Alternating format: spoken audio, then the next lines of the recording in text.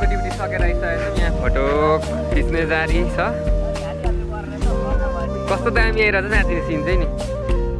यहाँ अन्त विशाल दाइ लुगा बोकेर बसिरहनु भएको छ। केटाहरू फोटो खिचेको रहेछन्। झ्याङक्याड्याङ हेन्सी केटाहरू छन्। यता दुईजना उहाँ मिजी हुनुहुन्छ। उहाँ बले दाइ लट्ठी बोकेर एकदमसँगले चार्जमा।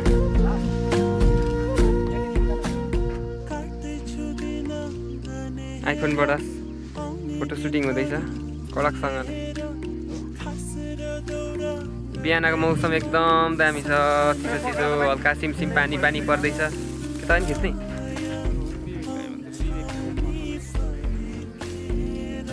मलाई पनि बोकाइहाल्यो।